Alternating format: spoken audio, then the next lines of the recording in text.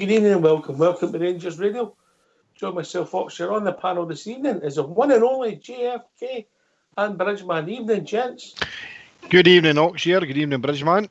Oh, can I say a big good evening to you two guys? Huge good evening to the boys in the lobby and to all the Rangers fans listening in from all over the world. Good evening and welcome to Rangers Radio. First of all, how are we doing, Bridge? Okay, my friend, thank you. Push it, but don't keep it. I'm doing very well, thanks. Right, mate. And what are you doing with all these cards? What the money you're getting? That's a secret. He's got two piles, he shakes them, puts one to the left if it's nothing for one to the right, or something for JFK. I can believe that, mate. I can believe that. Oh, trust you, JFK. Hey. Anyway, well, it was much sadness. I was informed just as the tunes started on Friday evening show, and the passing of the late great Tom Forsyth, who played for our club for 10 years and back in particularly the 70s. Had great success for the club and played a lot of major games. And I would say he was a bit of a cult figure, Bridgeman. Oh, most assuredly. A real cult figure. Yes, and that 60-yard screamer a shot he had in 1973 Cup final. The 83 Cup final, sorry. Oh, yeah. 73, Bridge. 73, I said it right enough first half, just in case, you know. It was brilliant. I don't even know if he knew he'd touched the ball or didn't, but he saw it getting in the net. That was it. Done. Okay, signed for the Motherwell JFK in 1972. Yeah. It was Big Jock Wallace's first signing after he took over for Willie Waddle after Barcelona, mate. So a major mark of intent for Mr. Wallace there, the kind of players and character he wanted in the club. Yeah, I had the privilege of meeting George Tom Forsyth a couple of times in the middle 70s, and I met him once about 7 or 8 years ago. What a fantastic man he was, fantastic player. I'm more a Scotland fan, as you know, but his famous tackle on Mick Shannon when he was straight through it. 76. Yep. I remember that being blasted over the television, but I remember he told the story about the goal, and he said that he'd moulded stud boots, and that he needed new boots, and he thought he'd buy them for a cup final. And he said, if I'd worn my old boots, he says that ball would never in the net because the new studs poked it in. He sclaffed it. But what a goal, what a day. I was 16 in that time watching that, and what a fantastic memory of that day for Big George to score that goal. Fantastic. Great memories. Great player. Very, very underrated player. Fabulous player. Defensive midfielder. Yeah. Sweeper, I think, became his best position, Bridge, when he played with Colin Jackson. Sometimes he played with a three-man defence then when they were offensive, but most of the time a four. And he would be the sweeper of the two. Most assuredly. Underrated, but one of the hardest players we've ever. Well, one of the best tacklers there's ever been in football, in my opinion. Wonderful tackler, and the hardest nails as well. But he wasn't the greatest header of a ball. He wasn't a big giant of a guy. And Colin Jackson was a really good header of a ball. And they complemented each other lovely. And seriously, he was a great tackler. And it wasn't always take the man out and all that nonsense. It wasn't always that. It was always, to me, it was always really good tackles. You see him clearing it up or picking the ball up and running 30 yards and so on and so forth. I thought he was a great player. Great player for us. He was 6 foot, Bridge. 6 foot. So he wouldn't go in your team nowadays, would he? You know, played in some big games, started off. Came as, wait to hear this for a start. Had a reputation, JFK, didn't he? But wait to hear this for a start. 332 games, started 7 as substitutes, yeah? So he played in a total of 332, 325 starts over a 10-year period, right? 10 yellow cards. Barellas gets more than that in a season. Aye. And 1 red card in his career. So, in behind the red card, what was it for? It was against St Mirren in 1977. So at the start of the 77-78 season, mate, he gets sent off against St Mirren. Was it for multiple? Was it multiple yellows? I don't know about details. Away 3-3. I think it was a bit of battle. I think Fergie was still their manager then. You know. You got to remember then.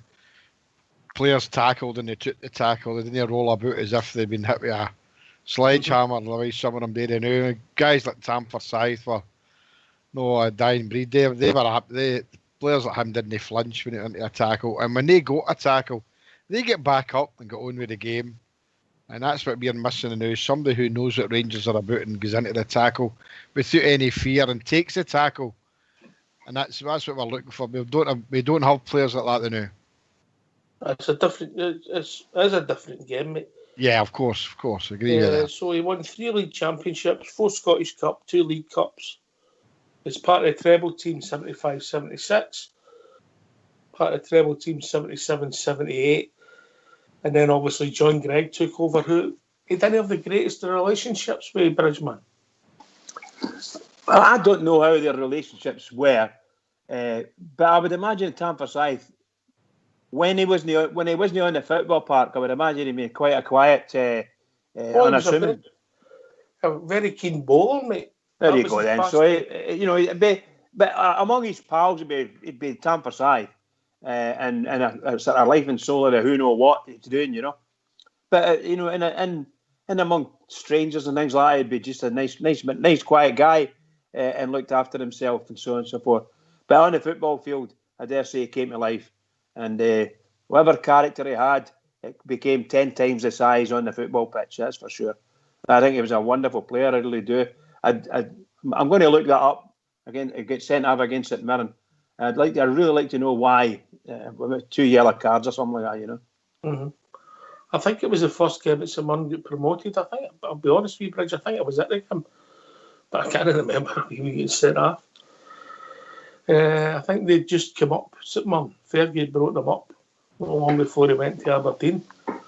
And they had a reasonable side. We drew 3 each. It was a bit of a shock at the time.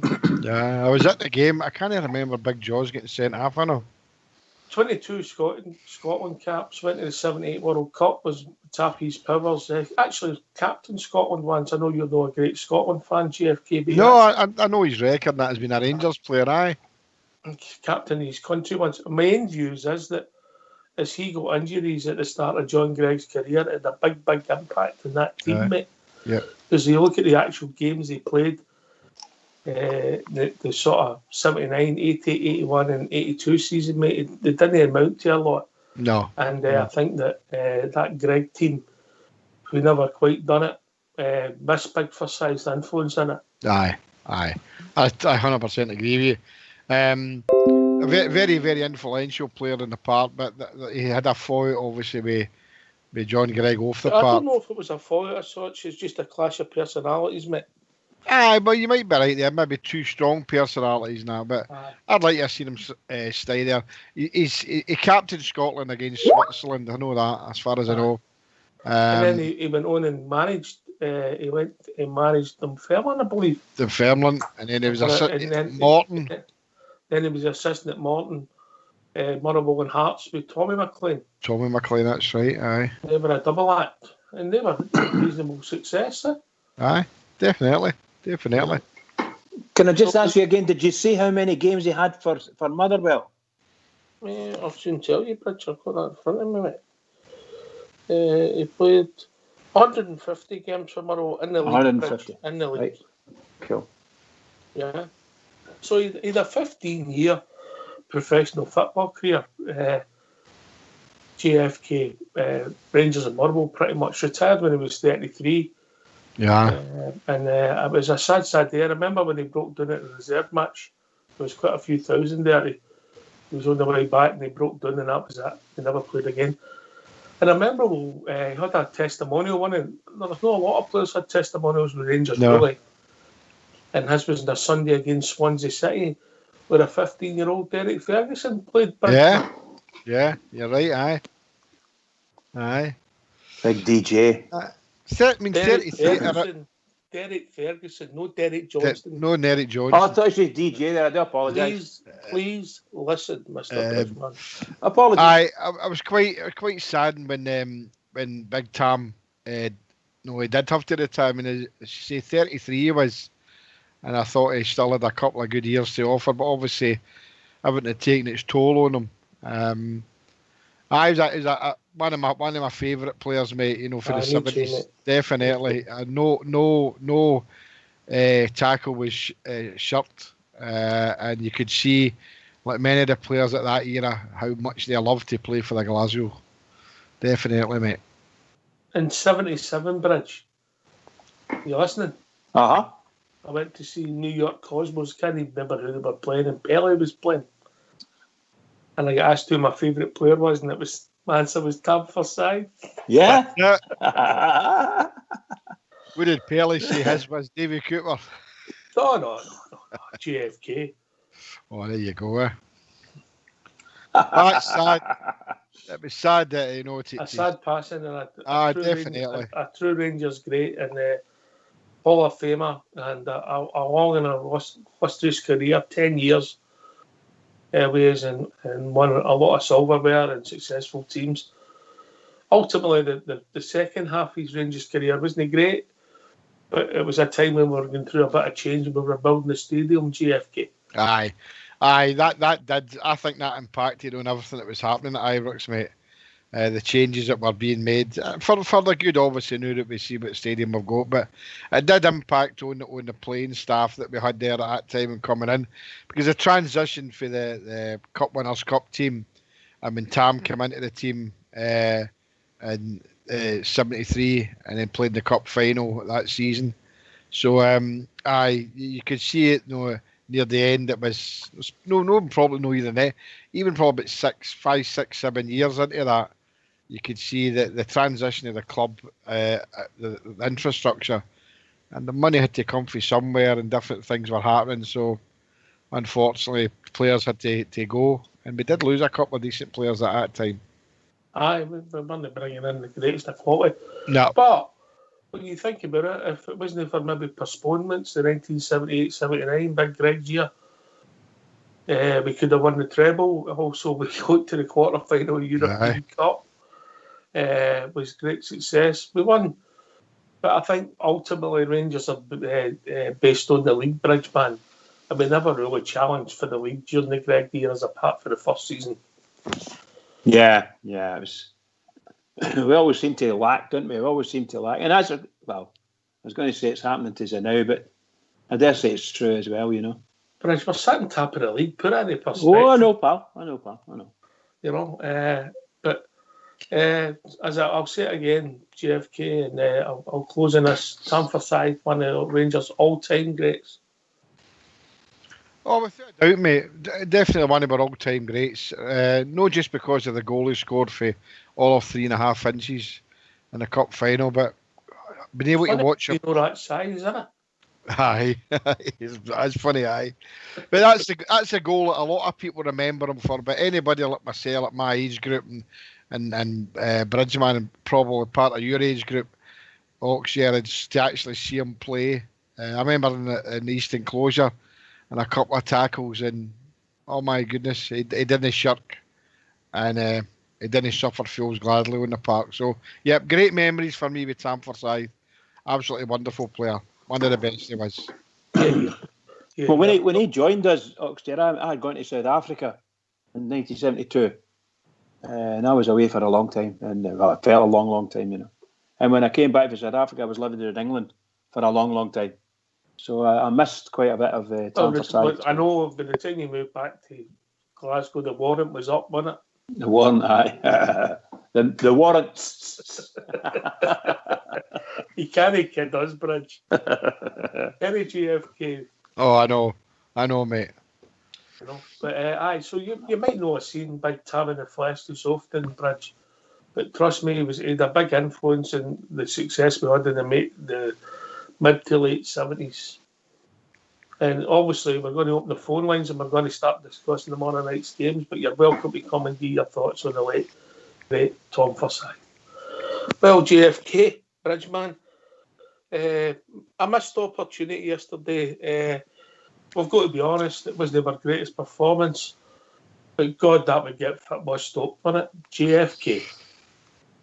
Aye, well, football stopped. You're very there's not much you can add to that, but football stopped. That's a terrible, terrible way for any manager to set his team out, and to see him at the end of the game clenching his fist and getting a point against the mighty is absolutely disgusting. So, we should get football stopped, mate. And I listened to the show the day for last night, and I know that everybody was getting a bit heated, and I can understand that. But look, we never get defeated, and so you've got to look at it as a point gained, and no two drops. Some will see it the other way, and I can understand them saying that now.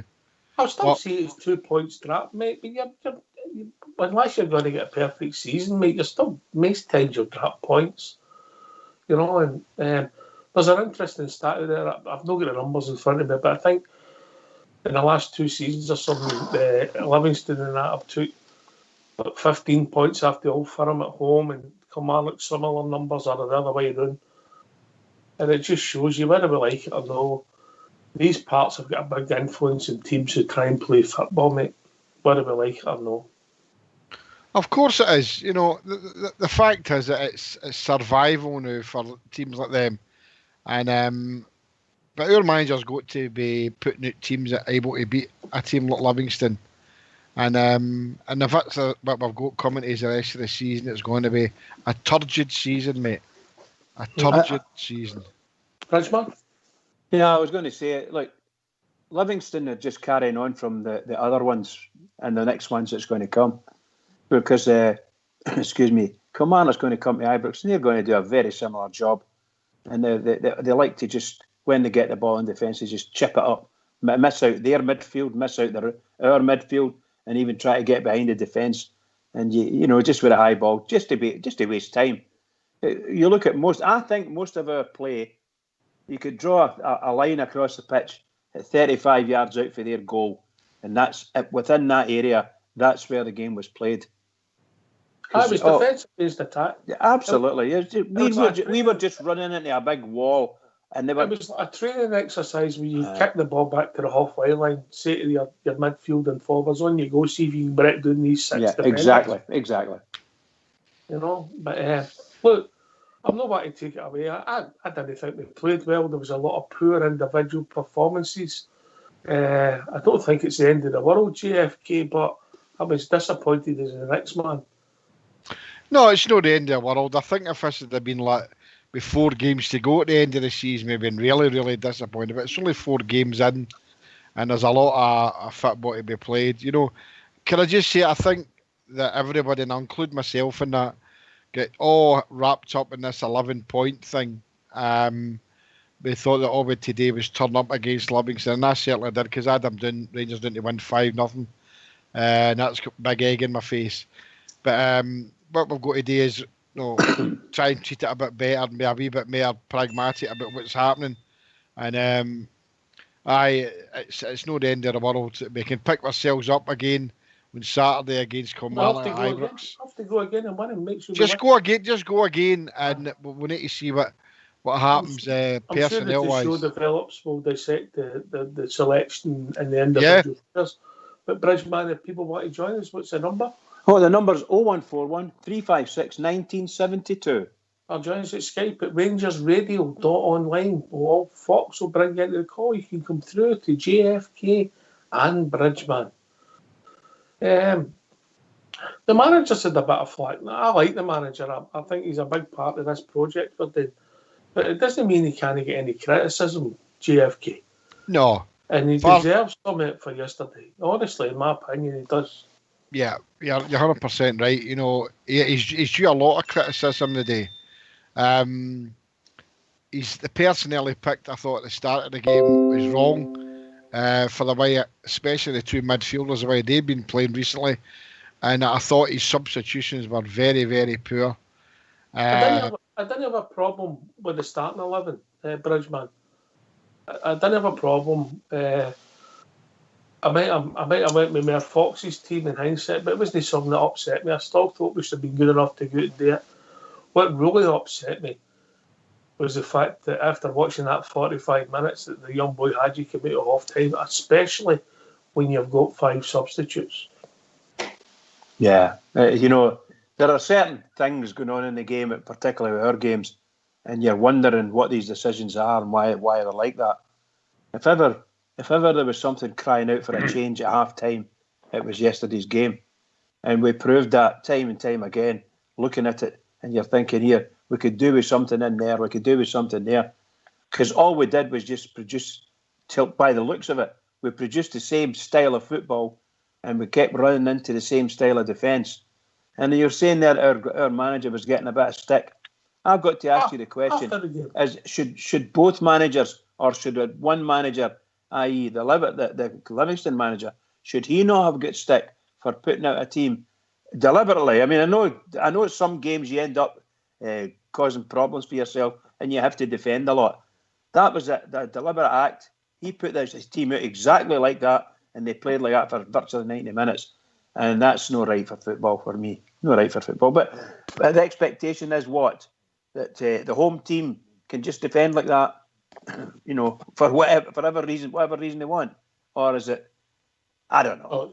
It's a training exercise that they were more successful. We were. Anyway, we've been joined by a caller. Evening, caller. Evening, Oxchair, Blue Star. All right, what's your point? Hello, Blue Star. How are you doing? Oh, all right, Bridgeman, JFK. How are things with your mum? No great, mate. She's okay. Back to no eating, and she's housebound, which is why I'm not. Well, I was going to say it's why I'm not on the laptop. I can't get on the laptop. Believe it or not, I went and stood on it, so I kind of cracked the screen trying to get it fixed. Anyhow, Oxchair, can I just say a wee bit in Big Jaws and Tamfer side? I was interested in listening to Jimmy there when he says, Jimmy, do you remember what he always used to do whenever he made a good tackle or we were shouting in Easton closer? He used to turn round with his right fist, a bit like George Wallace, and just clench it to us all, didn't he? Of course he did. I forgot about that. He did it. Yeah, and Oxchair, that's one of the things. I know it's a different era, and we know that it's different styles of football, etc. But see, playing with a heart, I go back to the same point. I mean, I know Taps were captain and Goldson's been playing a wee bit better these 4 games. I get all that. But I still think we lack a real presence on the park. Somebody that you actually see turning round to them all. When we're not getting results and getting tore in and clenching the fist to them all, I don't see it for any of them. Oxchair, not one player do I see actually doing it. I don't think you see it much in the modern game at all, mate, if I'm being honest. I know, but it's like you hammering the wee guy Hadji. What I would say on him is, there's absolutely no doubt about it. He's got undoubtedly good ability. Where I think he's lacking is, he's far, far, far too lightweight. And seeing the Scottish game, you'll notice, seeing Europe, to be fair to him, the games that he's played, Ox, he's actually been all right, simply because he gets more space. In our style of football, when you're up against big brick walls like that, he doesn't seem to know what to do. And I think, to a certain extent, he's a wee bit fear of the tackle. And most of their players were all big guys yesterday. But I still think, and I do criticise one manager, when I seen that starting 11, Ox, I said to you yesterday, honestly, I'm not picking up on the guy because he's no my feelings on him. I'm sorry, guys like Arfield and that should not be at our club anymore. They're past it. They're honestly past it. I mean, you see 3 guys across were parked along with Hadji. Well, I'm sorry, mate. If you're coming up against a team that's basically defending, you need players that's going to take players on and actually go by them. Kent and everybody else, how many times were they coming up against them? They turn their backs and they end up passing that ball backwards. Now, I'm not going in yesterday's game. I'm going in all 4 games, even the games we won. The amount of backward passing that we're doing. Now, some guys will turn around and say, but it means we're hanging on to the ball. We're hanging on to the ball, but we're up against teams that we should be flipping, running over the tappy. Now, we know that's not feasible in some games, like yesterday. But at the same time, what's the point of passing the ball backwards? If you're not penetrating and you're not causing them any danger, they'll sit there all day. You've got to take them on. And I just think we're managers relying too much. The very fact, Ox, that he came out with that statement at the end, I'm sorry, that really worries me. When he turns around and tells you, oh, we just lacked a bit of quality in the final third. No, Stephen, you didn't. You lacked quality in the middle of the park. Big time. I have to say, can I just say, Ox, on you go, mate. I have to say that, look, I don't think there's any point in being too critical of the team. They played for probably the best part of 80 minutes yesterday against an 8 and 9 man wall of people, and some of them really big fellas. You're not going to beat them. You've done it in the park yourself when you're out in a crowd of neighbours out there playing, or pals out there playing, and you've dropped the ball. If they've got better big defenders, they'll pack it and stop you forgetting it, and that's all there is to it. And that's what they did to us yesterday. And I would blame more than half the teams in our league play like that against us. Yes, I understand that. But when you're pushing the ball back the way, you're trying to tease these teams out.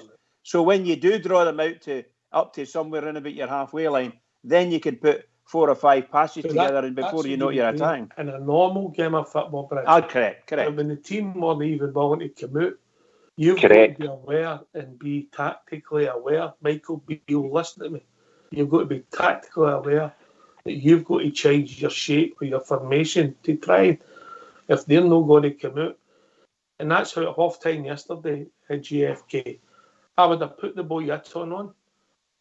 With Morelos sniffed around them, they would have then had to think about what they were doing to back up there. Had they put him on for maybe Hadji, maybe brought on Roof for Arfield, because we didn't need the defensive or the cover in there. And just changed our shape just slightly, so we had 2 in the middle in the box. Everybody yesterday admitted that we missed Big Aribo. We all know we did. Be honest, all last season, umpteenius were on here telling everybody straight, Aribo took a bit of doing off a lot of Rangers fans, because there was a lot of the times he was losing the ball. But the one thing the big guy continuously does, he's got big, massive, long legs. He always tries to go forward and take players on. Now, I'm not saying Kent and that Disney. What I'm saying is you find Kent running away too wide sometimes for me. And when he cuts into his side, the amount of times you're waiting him cracking a ball, he doesn't. He automatically passes it back. We're still at this carry on. We're not enough of our players, especially if they midfield go in front. Whenever they've got a chance, they don't crack it. And the big guy Itten was guilty of it as well. You would have thought the one ball that came to him, he wouldn't have thought twice. He would just have smacked it.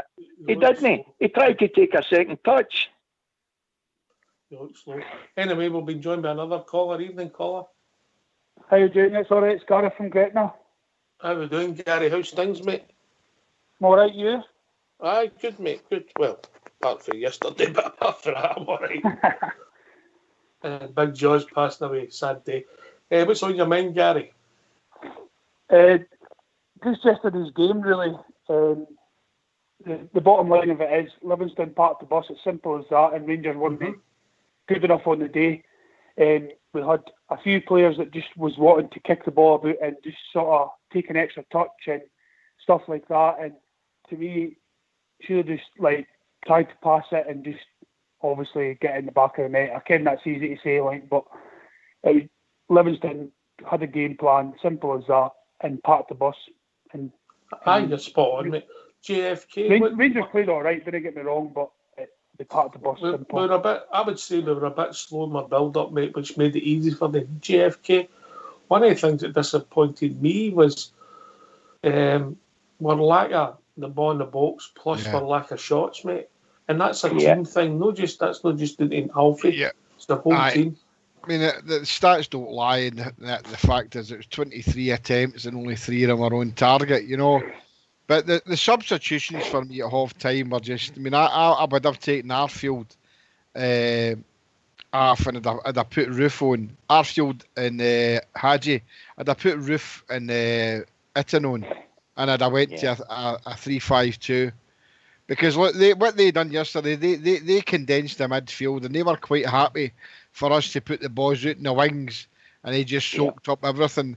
And I heard Bridgeman say that that manager should be chastised. But look, he's there. His job's on the line.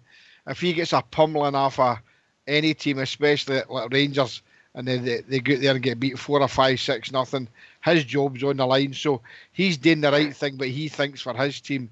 But we need to learn to break these teams down. It was really, really frustrating to watch. The first half was bad. The second half was, it was absolutely terrible to watch. So the gaffer is due some criticism. I think some of the criticism is way over the top. Oh, it's OTT, mate. It's really over the top. But he's a Rangers manager, and he's got. Yeah, I'll be wise in hindsight here.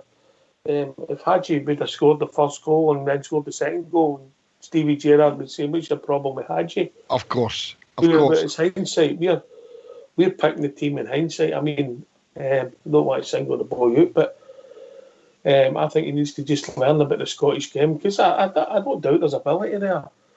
I still think he'd be better than that number 10 role. His touch, it's his touch where he's he can flick it, he can, but when he gets a ball played into him, it's never under control, mate. I mean, I agree with you, and he's as light as a feather. He gets pushed off the ball quite easy. Light. You know, the thing is, Oxy, I like yourself, although the jury's out, I still think there's a good player in there, but he needs to learn. He back in yesterday, mate. For me, he needs to get round about and think about what kind of league he's playing in. But no, what Scottish football, I've been watched it long enough, and it can be very hard and fast. He's got to adapt to that, and I think he could become a good player. I think he's somebody about a dozen games, and I think I'm roughly there, maybe a wee bit more with Hadji, and the jury's come back in, Bridge, and it's guilty as charged, mate. Well, he's away because I've mentioned guilty. But look, I was talking to a couple of guys today, and we were discussing this. You know, nominated days: Ali McCoy, Mark Hateley, Sasa Papic, Barisic. Look at Sasa Papic, when I seen him come onto the park, I thought, who is this we've bought? But it turned out to be a Rangers great. So let's hope Hadji's in that mould. But the gaffer's got to. Yeah, nothing would make me happier to eat my words. Yeah. Yeah, I understand, mate. I tell you what I see. Yeah, of course, same as me, mate. I agree with you at a point. And like yourself, I know you think there's a player in there, but he's got to hurry it up. He's got to come out soon, because it can only be given so much time. Do you know what I think is benefiting him? And why I know this sounds that there's no crowd there. Because you imagine him playing like that, the way him and Jack especially, the way that they're playing in the middle there. I didn't think that Jack done a lot of good stuff yesterday. The problem is, mate, with the tactics and them coming back and taking the ball off our central defenders, Blue Star, there's in too much of a gap between the midfield and the forwards. Why do we need Jack and Kamara come back and take the ball off the two defenders when there's nobody up front for the other team? Ox, you're bang on. I just don't get it. Anybody that knows anything about football, I mean, I watched it another twice a day, and let me tell you, it was hard gone. It was hard gone. But I was trying to educate myself and where certain players were. And to be fair, the wee guy Kamara, at the beginning of the game, he lost the ball quite a few times. See, in the first half, you'd be amazed at the amount of balls that Jack actually gave away. He actually did give the ball away so often. And you're right, between our midfield and our attack, even in the last 15 minutes when we did put on, for me, the only time we actually pushed them, the amount of times that him and even Barisic was crossing the ball in, we had no players in the actual 18-yard line. I can't get my head around that. And as you say, when we've got possession, and then somebody does try and thread the ball through, at least when Alfie's on the park, he at least tries to put himself in positions where he can get to it, or if no, he's passing the ball forward. But when that wee guy was on the park, he had nobody to give the ball, apart from passing it backwards. And then if we're struggling for a goal, it doesn't matter whether he's been on song or no. You and I and everybody else knows, if anybody's going to be liable to get you a goal, it's him. So why not take off one of the midfielders and leave the wee guy that gets us all the goals on? Exactly. All right, we'll be joined by another caller. Evening, caller. Hi, it's Lucky for Drygate, lads. How we doing, Lucky? Is this your first time on the show? No, I was on once before. It was a while ago. It was a wee bit inebriated, man, but I wouldn't be the first there. Lucky causes trouble. I would doubt very much you'd be the first one to come out here with a wee drinking. What do you think, JFK? He drinks a lot. It's been known, Lackey. Yes, you do. Of course you do. What I wanted to say was the other day, I don't know why he brought on Brandon Barker. And he could have put Roof to the right, and there was all sorts of crosses going for that guy hitting. It could have been in there. What I will say is the haircuts are becoming very popular. Brandon Barker started. I'll go get the same sort of haircuts. It's a modern trend. Yeah, if that hair, man, I would do that. You know, but I couldn't understand. And I'll tell you why, Lucky, I couldn't understand him bringing on Barker. I'll take this one to Bridge. Why would you bring on Barker when there's no grass, when all the players are there? Because that's his game. I don't think the boy's good enough for our team. Bridge, man. I have to agree with you. The last twice I've seen him coming on, whether it be grass or plastic, I've only seen him playing. There's no grass behind him for the run. I'm saying that. He can't run anywhere. He just can't do it, you know. And I don't think that was the type of person yet. Obviously, we haven't got the guy that can have a big, powerful shot, or if we have, we're not letting him on the park, or we're telling him not to do it. Because we're looking for people that can actually ping the ball in there from 25 yards. That's the only place you're going to get a chance at a shot against teams like Livingston. It's just not going to happen any other way. I think the Barisic's free kick was an absolute perch. Absolute perler. Oh, it was a great free kick. Superb. And the goalkeeper, I think the goalkeeper was given man of the match or something. So, you know. It would be for that save, just for that save. Yeah. Oh, by the way, our own goalkeeper come away with a cracking save as well, because that had a right embarrassment, if that had gone in. That one Foods for inside their half, for goodness sake. Anyway, sorry. Barker, Lackey, I've got to be honest, I'll take that to Gareth as well, mate. Gareth was on the call, mate. I couldn't understand the Brandon Barker substitution, mate. No. And if I'm going to put Roof on, I thought Roof should have went wide.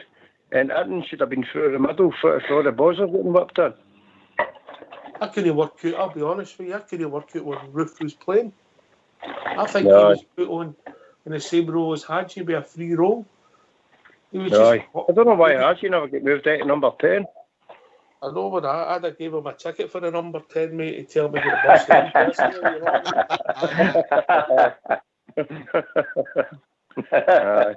know. I know. But the boy's not getting played in the right position, I don't think. I just think he has to come out the team, learn more about the game, maybe be on the bench and earn his stripes a bit, and we'll see what it maybe takes. Maybe he doesn't earn his stripes, mate. Aye, that's probably it. He doesn't earn his stripes.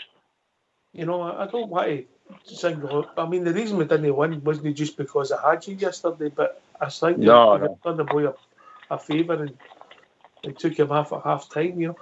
I'll put it to you this way, JFK. If he was a 21-year-old Scottish boy, do you think he'd still be in the team with the performances the last few weeks? No. He's in the team because of the money we paid for him. Simple as. And the gaffer's kind of blinded at this moment in time.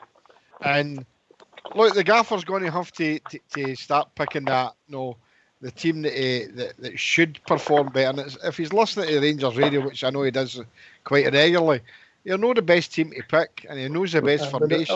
Nobody wants you, he'll be the one at Oxford. He's got to agree with Lack. He's got to play as a number 10. I've been saying that. He's got to play a 3-5-2 for me. And Roof out in the right, we Hadji behind Alfie in the number 10 role. And that, for me, I think we could break teams doing that way. Because that was probably one of the worst games I've watched in a long, long, long time. Definitely. Can I come in, Oxia? Yes, but I don't go, mate. I just sometimes when I'm listening and I wonder after watching what we watched, I think the players played very well up to the point where we tried to put the ball in the net and they just couldn't get it because these guys were everywhere, weren't they? They were like ants, they were just everywhere. 1 minute they're giants, the next minute they're lying on the floor and blocking the ball. So all these things were going on. I can't believe our team, right, as a team, couldn't put the ball in the net. Good, pal. See the lads on the phone when you're not speaking. Can you go and mute? We're getting a lot of interference fees, lads. Just go and mute when you're not talking. Carry on, Bridge. No, I was just to say that as far as I'm concerned, that was the biggest disappointment. I don't think our team played badly. I'm not criticising anybody in the team. Obviously, we can pick people out at any time and we can say we're not too keen on that, and we're not too keen on that, and he's not a very good player or whatever. But seriously, yesterday, nobody was to blame for any of that. That was a case where we couldn't put the ball in the net because Livingston there was too many Livingston players in front of you, and they just didn't have the guile to get around them.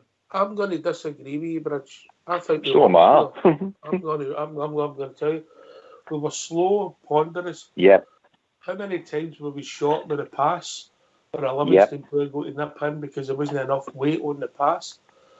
How many times did we pass the ball straight to the opposition just to let them clear it and then move Breck's down? How often was our midfield that deep where Rick's to our centre halves?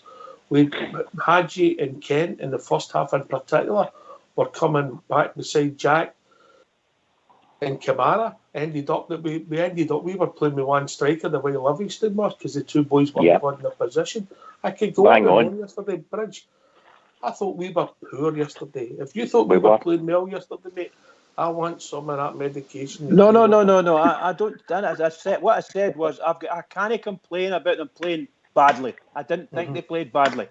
There's parts of the game you could pick out. I just said that, and you could find wee faults here and there. But the truth of the matter is, overall in that game, I don't know how much percent of possession we had, and I don't know what 80%.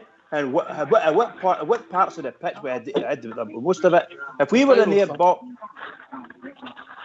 Somebody, we're getting a lot of interference with somebody on the phone. You go on mute if you're not talking.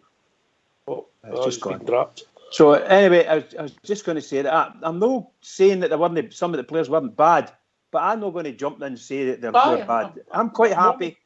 You can see that we might come out against Kilmarnock the next game and play the same way at Ibrox and be unlucky and all the rest of it, because now teams have seen it with their own eyes.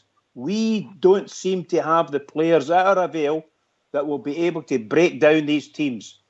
We just doesn't look like we've got it.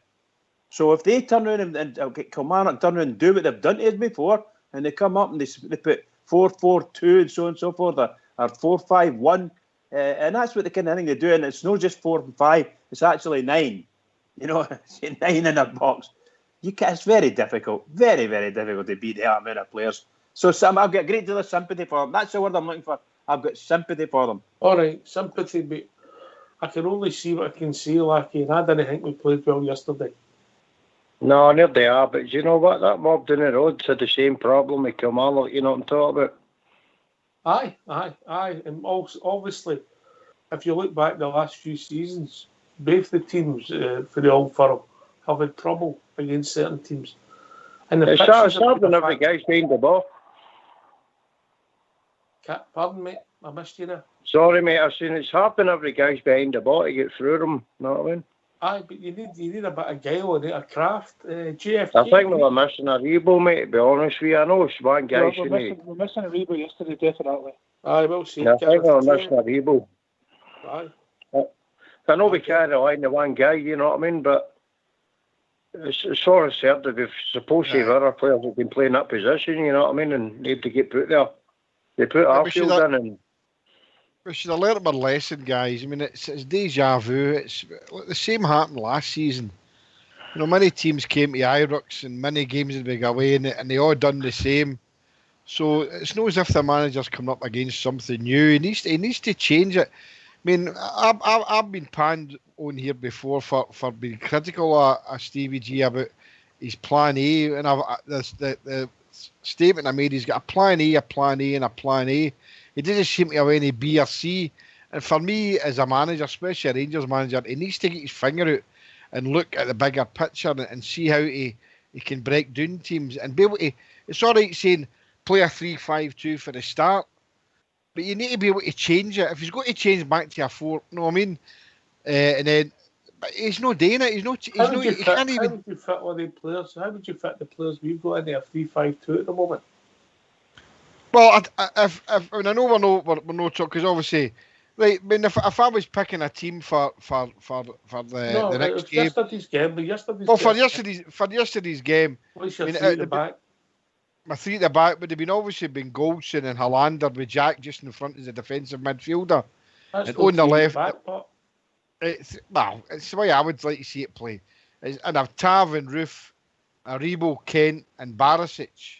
Obviously, Aribo was injured, and I'd have Hadji and Alfie as the two up front.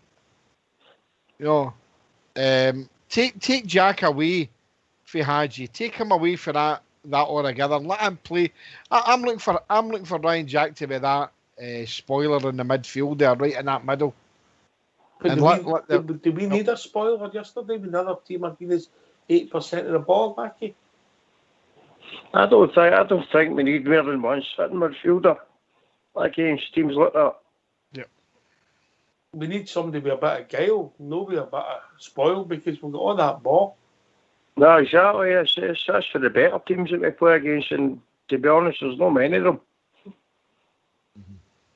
You know, JFK, did you get the point? I think it's guile we need, no a ball winner. Of course it is, but we don't have that. Do we have that? We don't have that guile. We don't have that at this moment in time, so we need to play with what we've got. You know, when Jack and Hadji are too much of the same, and for me, Arfield's gone. I wouldn't give Arfield that. I wouldn't even have him on the bench. I said that last season when it was. For me, he's. Can I actually explain? I'm not having a go at you. You think Jack and Arfield are similar? Hadji and Jack are similar players? Well, what are they supposed to be doing in the middle? Well, Hadji's not been playing in the middle. Well, where has he been playing then? Where has he been playing? You know me. Where has he been playing?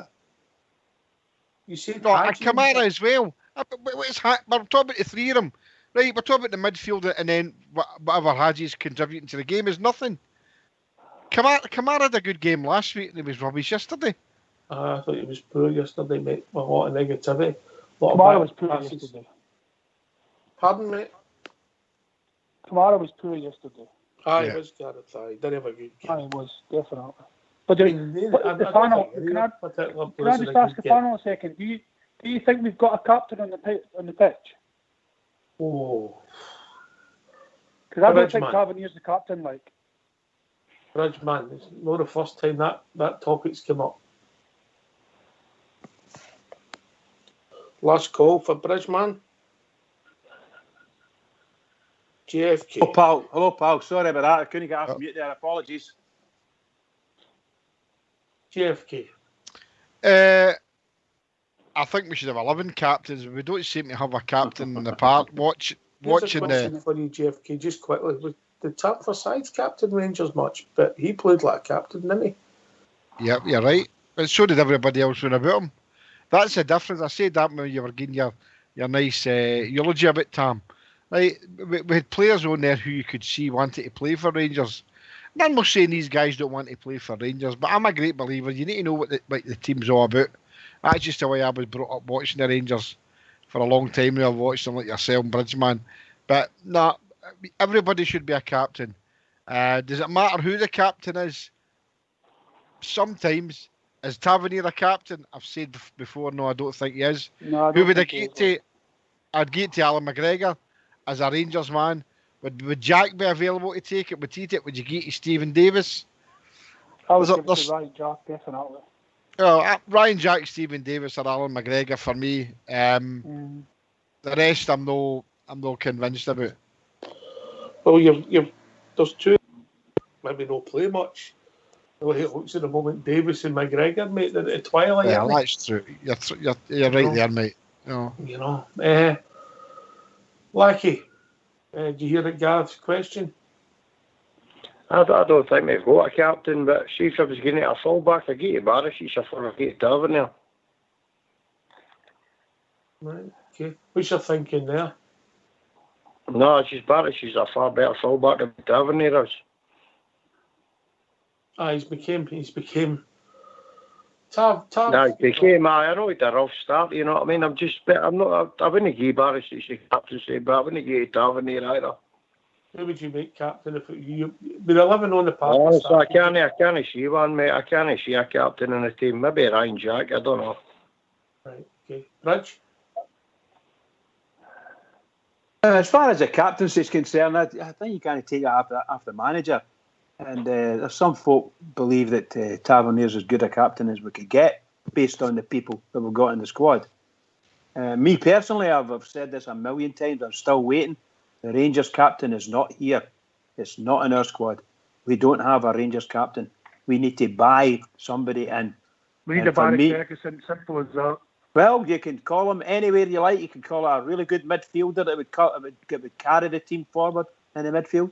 You could go for me, it would be a massive centre half, and I mean massive all over, both in stature and in the character. We need a man that will carry our team. Our team need carried. They need carried. They need cajoled. They need told on the part. They need told permanently. And you can watch. I watch Tavernier and I feel sorry for him. I watch Tavernier trying to talk to the guy, trying to tell the guys, and I don't know whether they're listening or whether they're just ignoring him. But they don't seem to be listening, or they don't seem to do what he's asking them to do. That's what I see. I'm not blaming anybody for anything. As far as I'm concerned, I don't see the Rangers captain at our club. And it could be a really good midfielder you bring in that will do the business, or to me, it'd be a really good centre half. Is Lackey still there, aye? Aye, mate, aye. Can I ask you, there's a player there that you missed out, and it's somebody that we all gave a lot of stick to last season, was Goldson, who I think has come on to a game this season. I've seen him, he's talking a lot to the players round about him. What about Goldson as captain? I gave you, mate. I would give to him an all before I would give it to Tav. Aye. So that's what would we achieve? I know we've done it with Amaruso and Barry Ferguson back in, when was that, 99, 2000, whenever it was after the Monaco game and Big Amo Celtic jerseys, and Dick took it off him and gave it to Barry in the next game. But at this moment in time, what would we achieve if we took it off of Tav and gave it to Goldson? He's the vice captain. You would probably destroy Tav, wouldn't you? You'd probably destroy you by taking off him. That's why I say I don't think there's a captain in our squad. I just don't see it.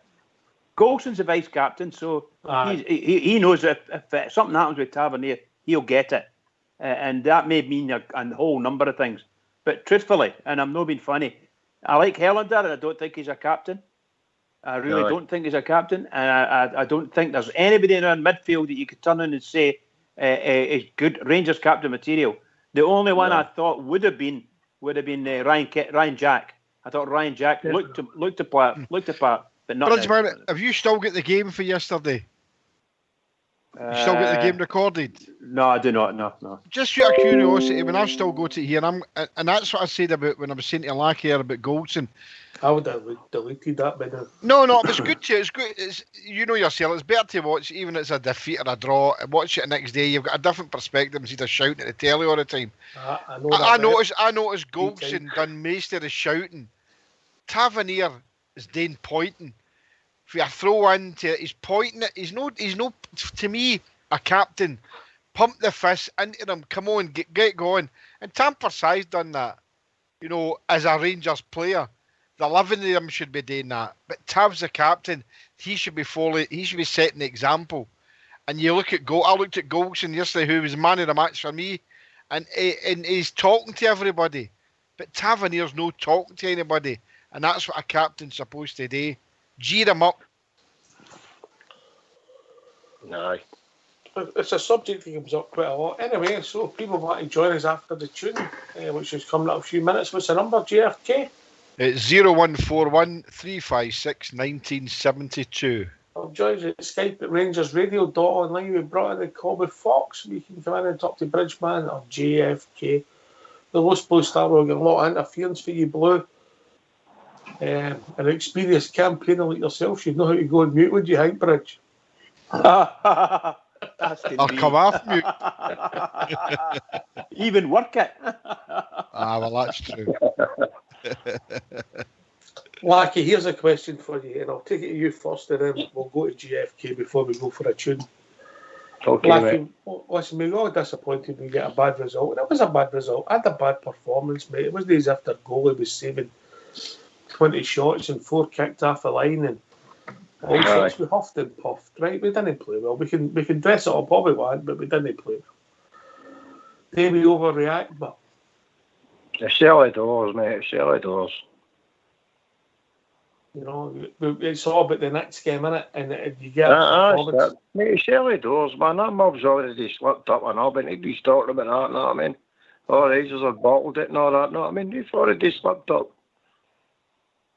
Aye. And it was disappointing because we were looking to, you know, keep winning more games and have a 100% record. We're still sitting top of the league. I think we go to be expected out of Livingston, mate, you know what I mean? And they're going to do that here. They're going to do that mob and all. Aye. Could you say that again, pal? What did you say there? I missed the last part. I was saying we got to be expected of Livingston and they'll do it to that mob and all. Well, yeah. I don't know whether any team will play different, whether Livingston could play any different. The same as we against us. They wouldn't play the same as that. They'll play different. They will play different against every other team. They won't do that. They won't do that to Celtic because Celtic somehow or other will make a mess of them. Aye. Hey, I'm going to go before the tune anyway, lads, right? Because the wife is throwing me daggers. So... No, it's her birthday's coming up, mate. It's her birthday at midnight, so... Right. You can call back in 2 minutes, Lackey. What, mate? What's that, mate? I said you can call back in 2 minutes. I call back. Yeah, that's kind of shooting for the stars, mate. Happy birthday when it comes. Happy birthday. Thanks, lads, man. Take care. All the best, pal. All the best, cheers, buddy. Right, bye, lads. Bye-bye. GFK. There's a man who knows what side his breed's better than it, innit? A man's man. Aye. He wears the trousers when his wife's no in. Oh, dear. I know the feeling. Just before you go to tune, of course, we're being critical. You know, sometimes we do go over it. I think and the critique we're getting this time is really justified. And as Lackey said there, look, there's a lot of games to go, as I said earlier on. They never get the same venom that we got after yesterday when they drew with Kilmarnock. And that's just typical. So we take it in the chin, dust ourselves down, and we just go again against Kilmarnock again and see what kind of team they bring to Ibrox on Saturday. And if it's the same team, then the gaffer's got to look and say, well, but why we break this down? Because we can't afford another one like this. No, you know, that becomes a different issue then. Of course it does, mate. Of course it does. It's a different issue. Anyway, lads, we've reached that time of the evening. If you don't mind getting yourself on mute, and we're going to have a tune for your Fox.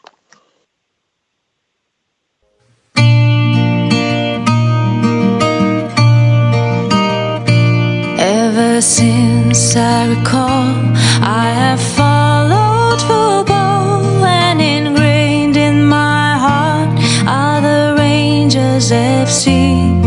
Through good and the bad times, of happy or sad, it will always be Rangers for me. For when I was lost, I was led by the hand down the Paisley Road West. I will never forget that beautiful sight of the red, blue and white. From that day I'd be Rangers for life. And I vowed to my dad, if I would have a lad, I would show him the way, as he did on that day. And so here I stand with young Lyle by the hand, after walking down Paisley Road West. For when I was lost, I was led by the hand down the Paisley Road West. I will never forget that beautiful sight of the red, blue and white. From that day I'd be Rangers for life. From that day I'd be Rangers for life.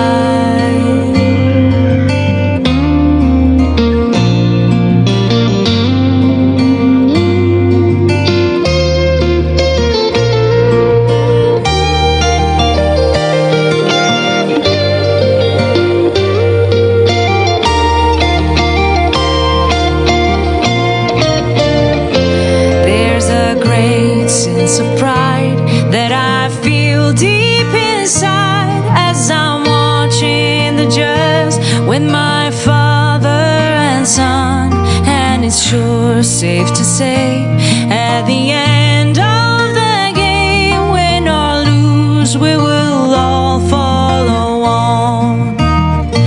For when I was a lass, I was led by the hand down the Paisley Road West. I will never forget that beautiful sight of the red, blue and white. From that day I'd be Rangers for life. From that day I'd be Rangers for life.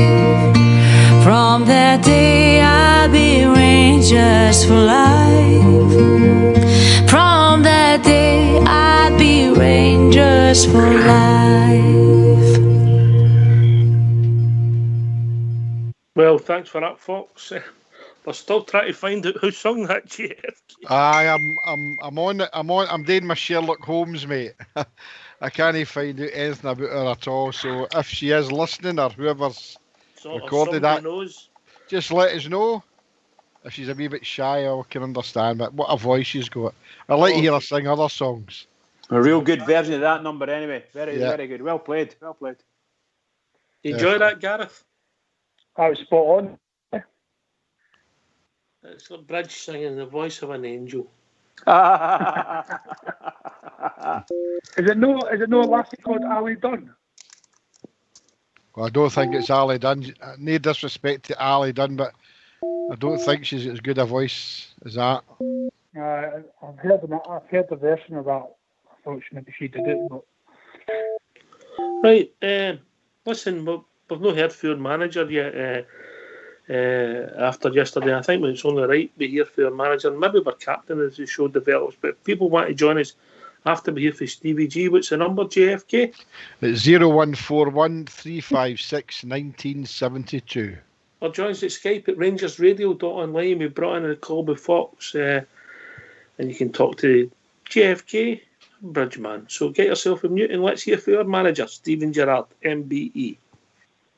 I think we're frustrated not to take maximum points. That's what we've come here to do, and that was the intention, to take maximum points and keep building on our good work and our good form. But the reality is we've done a lot of things right today in terms of controlling the game, a lot of possession, and we've handled everything that Livingston have tried to throw at us. So pleased about that, but really disappointed that we didn't have enough creation or that bit of magic or someone in our armoury to find the answer, which was to break through. You know, we got in a lot of good areas, crossed the ball a lot, but we just couldn't find that moment of quality. We nearly did with Bona with a free kick. Alfredo's had a header at the back post that he normally does better with. Ryan's had a decent half chance, but I think over the course of the 90 minutes we haven't created enough, we haven't tested their keeper enough, so we've got ourselves to blame in terms of dropping 2 points. The players did keep going, which I'm sure is pleasing, and certainly towards the end you had a real head of steam up. It looked as if the winning goal was going to come. Yeah, listen, I don't think we've done much wrong in terms of our overall play. You know, we've kept pushing, the intensity was good, we passed the ball well enough, we got into the areas well enough, but then you're relying on the talent that you've got in the squad, the names and the big match winners in your squad to find the answers, and we couldn't do that today. I know it's hard to take positives from when you've dropped 2 points, but another clean sheet and defensively really untroubled today. Yeah, I mean, John hasn't had a save to make, so from a defensive point of view and an organisation point of view, really good. From the side, we've tried to throw everything at it. There's only really Greg Stewart behind me that I maybe could have added to it, but so we've tried everything, but unfortunately, as a group, we need to take responsibility for not having that moment of magic or that bit of quality to find the breakthrough. That control that you had again today, as you've had in all the league games so far, how good a base does that give you going forward into the games you've got coming up and within games to create chances? Well, I think in any game you've got to defend well, you've got to be organised, you've got to do the dirty work and the dirty bits, and I think we've done that. You know, I look at John, I look at the back four, the full-backs got up and down and we're crossing the ball. 2 centre midfielders had a lot of control, but when I look to the final third and the players that played in the final third from the beginning and the ones that I added to it, you know, we've got to find better quality and better relationships on the pitch to find the answers. A rare full week now to prepare for Kilmarnock. How does it look for you? Yeah, well, we welcome that full week always because it gives us more time to improve on the things that never went so well today, which is a lot of final third stuff. We know Kilmarnock will be organised and we'll have a similar challenge to today, and Hamilton will be the same. But we've got 2 weeks to prepare for that now. We've got a chance to get people up to speed, and I'm sure when the players analyse the game and look at themselves, they'll be frustrated that they haven't found that moment because you need your big players to step up when games are tight. When teams are sitting back and getting a lot of men behind the ball, you need your big players to deliver, but unfortunately we couldn't do that today.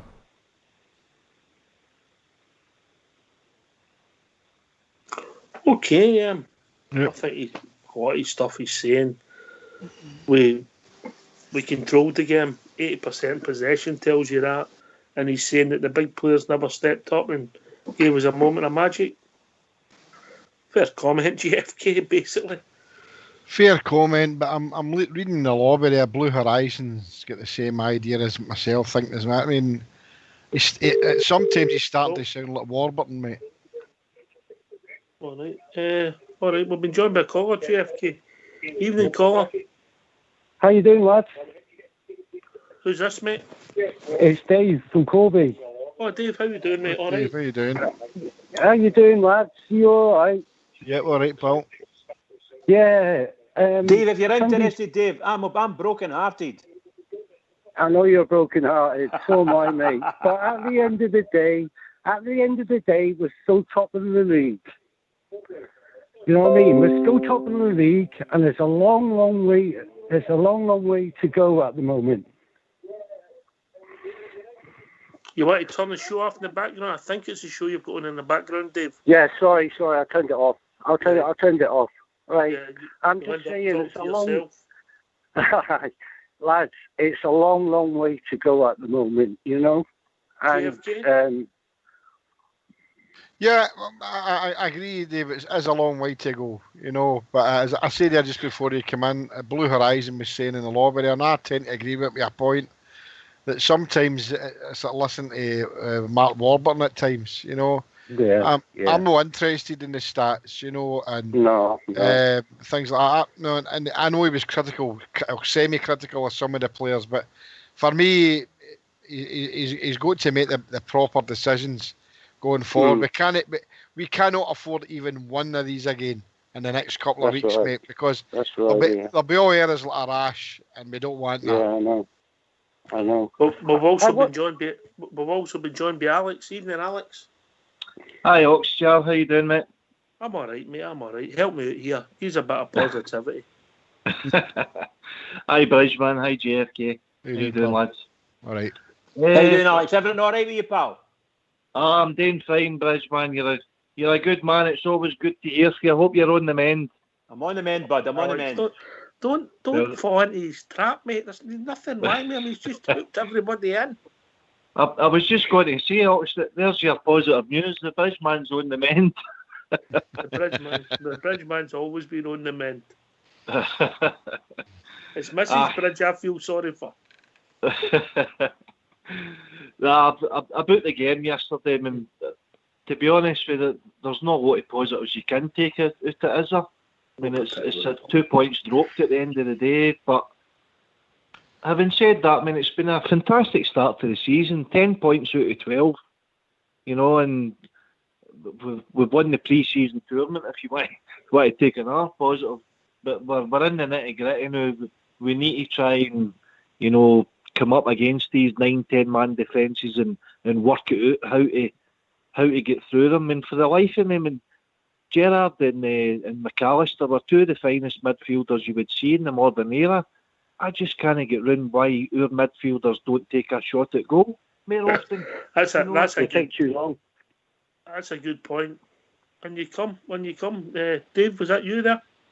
Yeah, I'm just saying they take too long when it's going to shoot. They should just shoot. You know what I mean? I watched the game yesterday and they took too long. They were just messing about with the ball.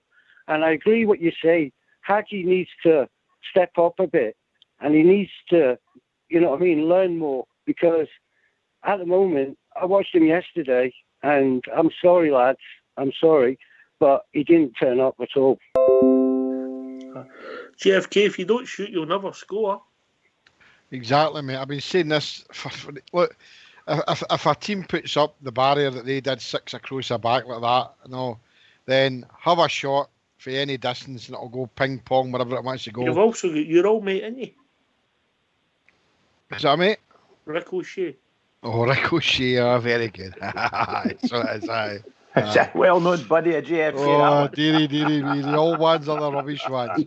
No, I agree. I mean, as I said at the start of the show, 23 attempts with 3 in target. Sometimes we're trying to walk the ball in, like as if we're Arsenal or Barcelona. We can't be doing that. Have a shot for 25 yards, and if it hits off for 4 players and goes in, who cares? As long as it ends up in the back of the onion bag. And we need to start doing that. Alex, a question to you, right? That's a fair comment about the shooting and all that. If you don't shoot, teams don't need to commit to you because they know you're not going to shoot. If then they come running out, you might get gaps where you can play a pass. Definitely, mate, definitely. I mean, Ryan Jack scored it in his armoury. If you remember last year, I think he scored a cracker against Ross County away from him. So, I just don't for the life of me get round why your guys don't have a pop at goal, and even like say a deflection, a daft deflection that can fall at Morelos' feet, just anything can happen with that ball getting mere, up the park, and then just let's see if we can get the second ball. It's just that we're playing in front of the defence and we're too easy to read, and we're not getting through them. So I just think we need to adopt different tactics, formations, whatever. We just need to do something different until it works. All right. Gareth, in you come, mate. You've been sitting there patiently. You've got to shoot, change your tactics, you've got to change your formation, maybe the personnel. There's a lot of questions come out of yesterday. I know. Sorry. I think personally, we just need to move on to Kilmarnock game, and then hopefully Stevie G will get it right, and whoever starts, whatever. But the bottom line is we're top of the league. We're 6 points ahead of them. Possibly, if we beat Kilmarnock, and before they even kick a ball on Saturday night, we've got about 9 points. And it's a long, long season to go. And the thing is, yesterday we dropped points, but we can talk till the cows come home regarding the game and everything else. Players should be shooting. Things are not working on the pitch, so just have a pop, whatever. But like you say, you're trying to walk this ball into the net when it's not going to work. So have a pop. These players know they can do it, so just have a go. But I honestly think, looking towards the Kilmarnock game on Saturday, I honestly think we'll bounce back, and bounce back ability. They will come with a game plan. That's obvious, but we will bounce back definitely. All right. Here's a question. I'll start with Alex, then I'll go to JFK. Alex, yesterday, should we had a penalty yesterday? And is the ref got to take some responsibility? I'm not one for blaming referees, but even with the multi-ball system, they managed to waste about 15 minutes yesterday. I know it was ridiculous, wasn't it? Are you talking about the shot that Ryan Kent had? The guy blocked it. His horn, mate. Aye. I would say it's a bit harsh, mate. I wouldn't have been claiming for a penalty there myself. You might have been claiming for it. Aye, definitely. About the ball scenario, I mean, that's just ridiculous. I mean, the Rangers, when they're at Ibrox, they've got umpteen ball boys all sitting round about the stands, and they've got numerous balls on the edge of the parks. So that was just a ploy for Livingston, just to waste as much time as they could, and they got away with it. JFK, penalty, time wasting. Stonewall. Under the rules, it's a penalty.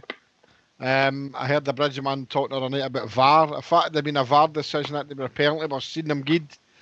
I don't buy into this. It was hit at force. They couldn't get his horn out the road.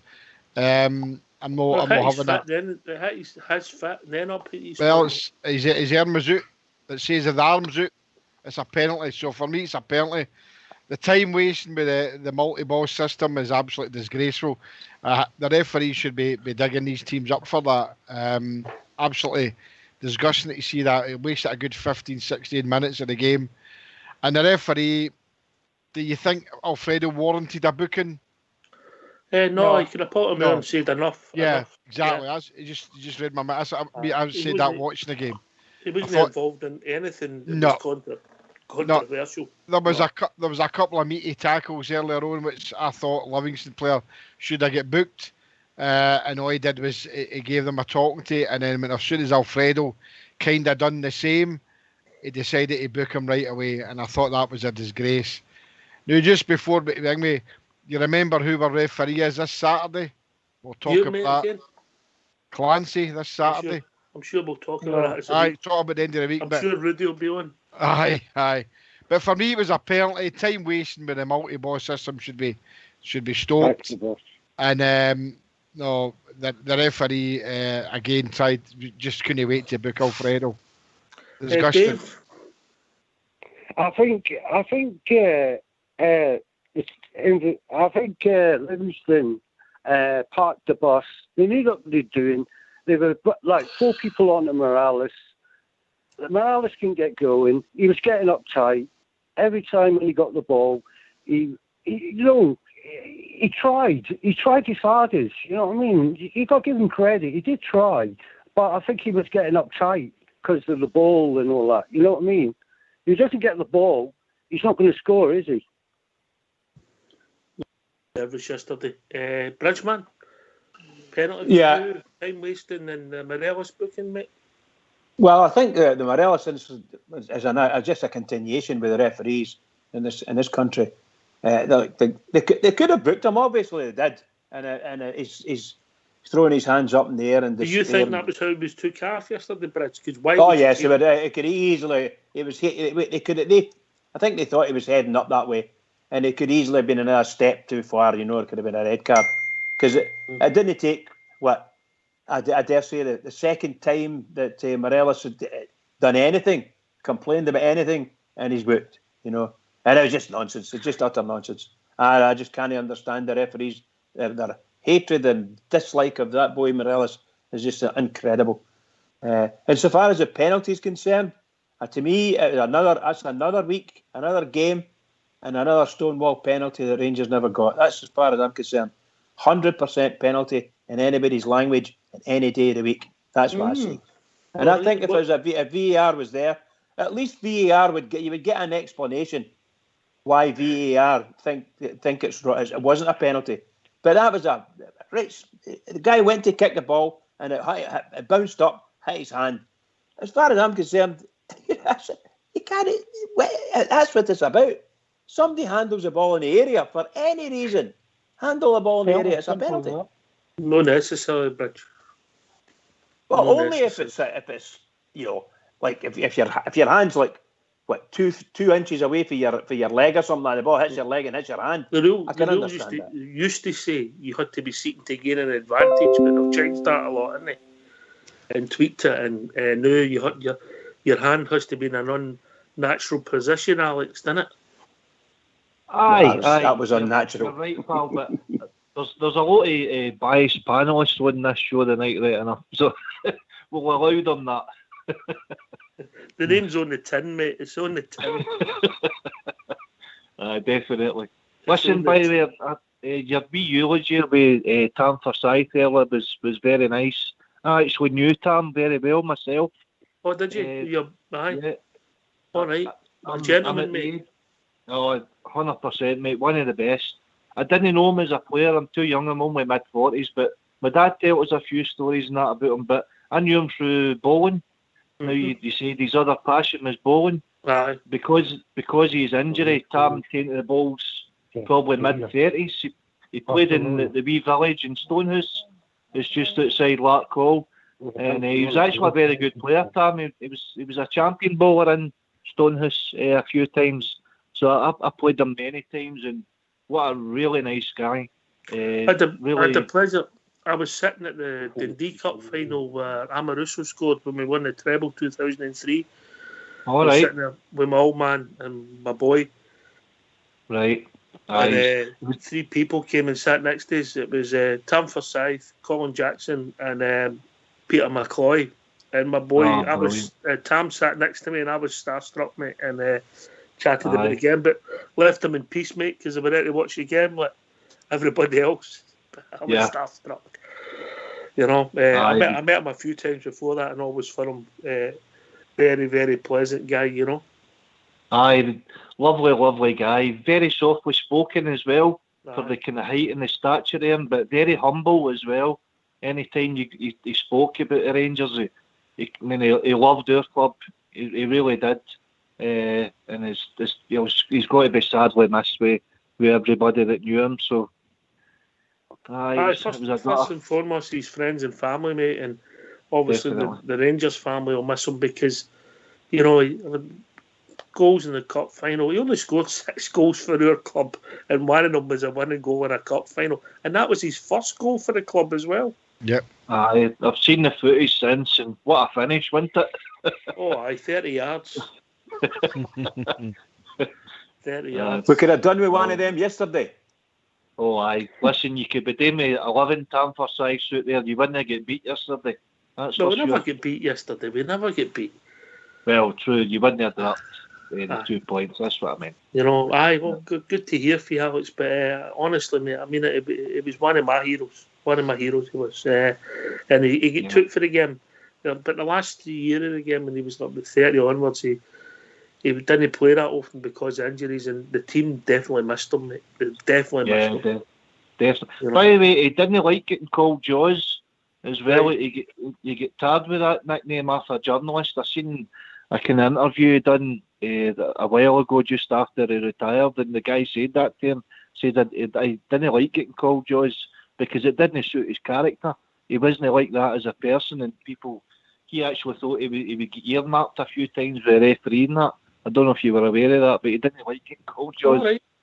Well, see, when you look at his record, 10 yellow cards and 1 red card in his whole career for 10 years. Now, Ellis gets that in a month. I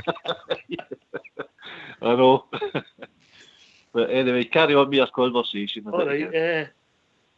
Gareth, yesterday, was it a penalty, or what was your thoughts on it? The time wasting and also... I think it was a penalty, definitely. Right, there we go. Alex, there you go. That's another bias. Sorry. You're needing a new panelist, yeah. We need to get you a transfer to Celtic, Radio, Alex. You'll be coming with me then, though. On you go. Who said that? Dave, what is it, mate? I'm just saying, what was the idea of bringing Brandon Barker on? Oh, mate, we touched on that earlier, mate. You need to phone Stevie G direct for that one, and Michael Beale, mate, because I'll tell you now, I've got to be honest with you, I've not got a clue. GFK. Nah, because I think everybody was the same, Oakshire, but everyone is were screaming at the telly. You know, what is it? What is that all about? You know, it should never even be allowed into the doors, Ibrox. Should have been shown the door last season. For me, he's clear. Apart from that, we don't want baldy guys that are trying to cover up their wigs and all that. He looks like the man for the Costello advert, doesn't he? Just the boys, you don't need to start with the personal insults. I know everybody can be a male model like yourself, you know what I mean? Hey, everything I've got is my own, including my teeth. That's a mystery to me. Well, I've only got 25 of them left for the ones I had, but that's enough to chow on my fid, mate. Dave, I'll take that to Alex. I didn't understand the I'm not a Brandon Barker fan. I don't think he's good enough to be in your pool. Never mind. No, I just don't understand Gerard's tactics bringing him on. And, what I couldn't understand is I could understand him if you were playing a game and you were on the counter attack and you got his pace, but there was nowhere for him to run into. Alex? No, 100% agree with you there, pal. Barker's the type of guy that she likes the Leverkusen where he started, and it was a surprise where we could possibly put the ball in behind their back line, but there was nowhere for him to run onto yesterday. They were just a 10-man defence in their own box. I mean, that was screaming out for a Jamie Murphy or a Jordan Jones rather than Barker coming on. But I don't know whether they fell out of favour with Gerrard or no, but we've not seen them. Yeah. Jamie Murphy's supposed to be got at Dundee United. It's rumoured that Jamie might be moving. We're hearing all sorts of rumours. Greg Docherty, we're waiting for that confirmation that he's moved to Hull. I'm sure we'll discuss that tomorrow night. Possibly Jamie Murphy to Dundee United, and supposedly Aberdeen have come in for a bid for Ross McCrory, but we'll see. But it's been confirmed. He's done on a year season loan, and he's with an option to buy. With an option to buy, yeah. All right, Aberdeen. Aye, definitely. It was on before. All right, okay. I never read that. Lads, can I just come in a minute? Yeah, on you go. I just lost a lad in Kobe called Jada. Yeah, we spoke about him the other night, mate. Aye. And he done the song from Wolverhampton Town. We played it to tribute to Jada, mate. Yeah. I know. We are sadly gutted, and we miss him. You know, and he was a great guy, and it's just, you know, it's terrible. You know, it's just, you know what I mean. He was one of the best. He was simply the best. But now, you know. We heard about it last, I'm going to say last Thursday, Bridgeman. And we gave him a shout out on the show, and we obviously played in tribute to Jada singing Wolverhampton Town. Last Wednesday we heard, and then obviously with Big Mark Corby on, who spoke fondly about Jada as well, mate. Absolutely, yeah. Nice thoughts. Everybody had some nice thoughts about him. And their tribute to him was excellent. And of course, Wolverhampton Town, one of the great numbers for us. One of the great numbers. Yeah. Brilliant. Yeah. We will miss him. Aye. I met him, I'm going to say about a year and a bit ago doing Corby. I was introduced to him. Right, how do we break this low block, park the bus, 10 men behind the ball? How do we break it down? Alex? $1 million question, pal. But I really think we really need to change formations. Start, you know, particularly when we've got as much of the boys what we have, we need to start being a lot more positive. Either that, Jack or Kamara, and just change the formation to maybe like a diamond or something in the midfield, or a two up top. But we need to go more positive and use the ball better than what we're doing. Having shots at goal and looking for the second ball, a spill for the keeper, a deflection or something, because what we're doing now, playing in front of our opposition, is just too easy to read, and it's too easy for the defenders to sit in there and soak up the pressure, and we're not doing nothing. We are. Gareth? I totally just exactly what you said there. Just sorry, yeah. I would say just do the exact same thing. Just try and pop it goal. Teams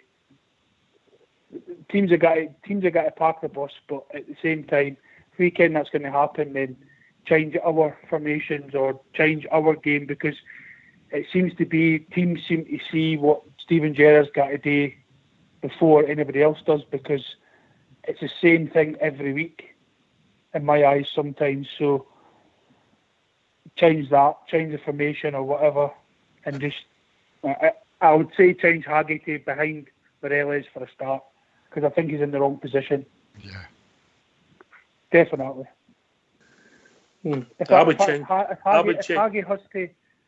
If Haggy needs a chance, then he needs to be changed and is playing as number 10, because that's the only way he's going to be given a chance at Rangers, because he needs to change it now, because he just can't keep on getting on that team and his name's on the team sheet straight away. I would change Hadji, I've got to be honest with you, but it would be for a seat in the bench. It wouldn't be number 10. JFK. I know how you feel about it, mate. I've said this to him blue in the face, and it's a good colour to go in the face. The gaffer needs to know how to change the game mid-game, mate. He has to do it more often. We know what Kilmarnocks are going to do. They're going to come out and they're going to play the 6 and 4 across the back and just flood it in the midfield. let us play the ball as much as we want out in the wings and just soak it all up. We need to combat that. So once we start the game on Saturday and he realises that's what it is, he has to change it instead of just waiting and bringing substitutes on that aren't going to do anything. The Brandon Barker one was laughable. No keeping Alfredo in the park was laughable. I know he'd been booked, right? But that's a chance you've got to take. You've got to leave him on the park to try and score a goal because we needed a goal and he has to be able to change that mid-game. He never done it last season and he's starting to no date this season. He needs to wake up, mate. Change the game as soon as you realise there's a danger of having another turgid 90 minutes. That's all we're wanting. And if we do a bridge man every week and score that one goal and then we can shut up shop, then I'll be happy with that. The funny thing was yesterday, if we'd have scored one goal in the last half an hour, we'd most likely won it 2 or 3-0. Possibly. Because they would have then had to change. Yeah. And then we'd have got space and then they wouldn't have been defending as resolutely because they've not got anything to hang on to. Anyway, we've been joined by George Logan. Evening, George. How we doing, mate? How's all doing, boys? All right? Hey, George. All right, mate. Hi, George. Ox, I sound like a bit of broken record. I mean, I heard folk on here earlier on and they were saying about a centre-half. We maybe need a centre-half. I think everybody was happy enough with the centre-halves on Friday and Saturday before the game. Nothing wrong with our centre-halves, mate. No, well, I heard somebody else saying that we need a big, brutal centre-half. I think that wasn't the problem. I heard somebody say, but we had a wee discussion about replacing the captain. I didn't think that was a problem either. I think the problem is, I said it last week as well, I think Jack and Arfield and Kamara are far too alike. They're the exact same game. Want to sit far too deep. I said the other night there, if we're up 1-0, 2-0 or 3-0, we need to keep pressing. That should go when we're at 0-0 as well. Look, we should be battering these teams. And I think our two midfielders are far too alike. And if we're missing somebody like Aribo or Kent in that midfield, it just doesn't work. So I think we're going to have to replace, and I'm not bringing in Davis or Arfield as well. I think I said it last week as well. We need a midfielder. We need somebody to come in there and be our midfielder to play alongside either Jack or Kamara, one or the other, and then have Aribo and Kent in the team as well. I'm no one for conspiracy theories. George Fox says he thinks there was no man in the moon, and you ought to hear him sometimes. The world, right? But what I would say is it coincidence that we're clearing the decks? McCrory maybe away, money after wage bill. Doherty, who's not playing away, money after wage bill. Who else? We're talking about who else is moving. There's a couple more, isn't there? Maybe Jordan Jones has been rumoured to go as well. So we're clearing the decks of guys who aren't going to get a game. So that would suggest... Yeah, George, that would suggest we might be possibly looking to bring somebody in. That's what I'm saying, Oxen. I'm all for that. I'm one of these guys who have to bring somebody at 100 grand or 200 grand. That's fine. You always find these people. But I think we're going to have to go out and spend big, as in the Kent and the Roofs and these guys' money. We're kind of spending 3, 4, 5 million £5 million. And I don't know if we've got that kind of money, but we need a midfielder. If we're going to go to this next level and win this league, we're not going to do it with Jack and Kamara. And I'm not saying they're not good enough because they've done us good enough in certain games. And Kamara proved us all wrong last week in that game. But I think we need a proper good midfielder in there where we can get this guy. I don't know who this guy is, but I just want a right good midfielder in there that can win balls and win tackles and win games for us because we've not got that in the Oaks. Somebody with a bit of guile. Aye, we've said it for years, Oaks. Aye, it's difficult, GFK, because well, these guys are big money, aren't they? Of course, yeah. And I don't know.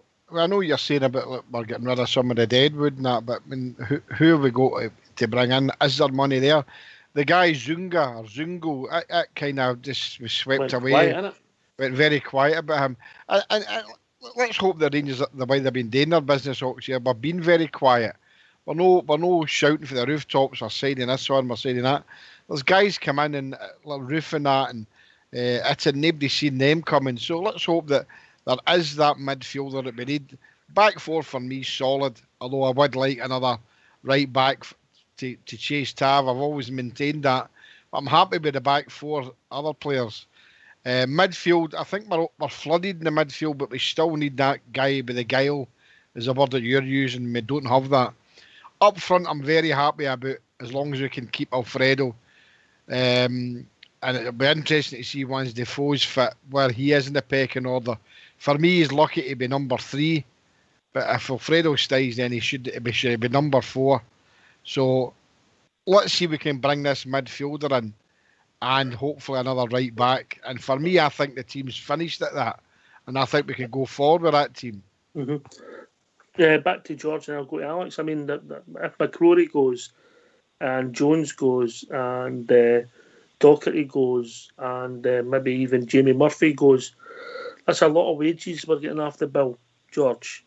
So that's what I'm saying, Ox. It's maybe time, and I don't agree with sending these guys out on loan again. A lot of folk like McCrory and things like that, but I think they've had their loan spell. They've came back. They've no impressed. See if it was maybe 2 seasons ago, Ox, or things like that. This is a massive season.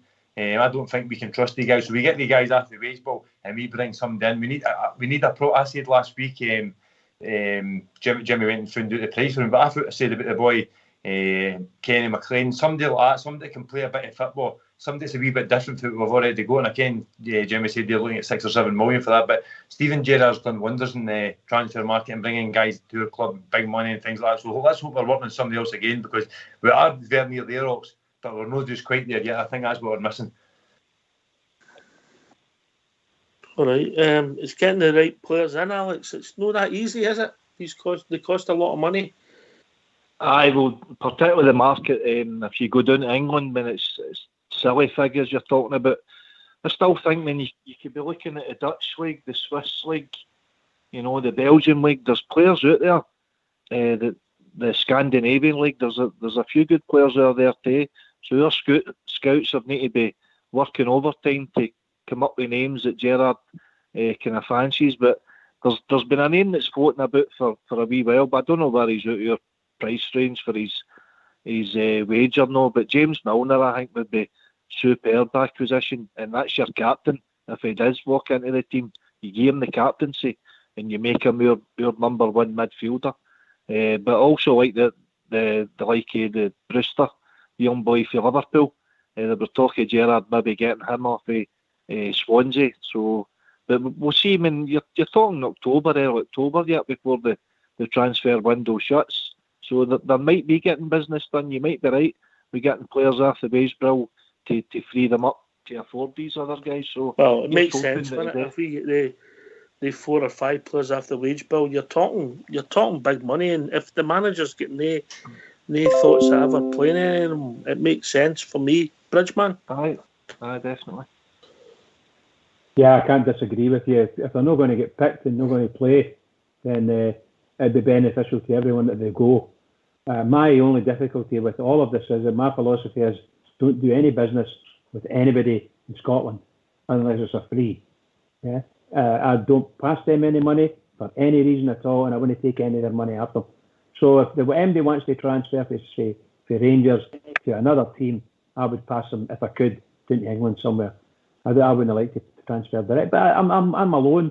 I'm a small voice in a big crowd. So as far as I'm concerned, that I'll be wrong, no doubt about it, and these guys will go. And I think it's sad.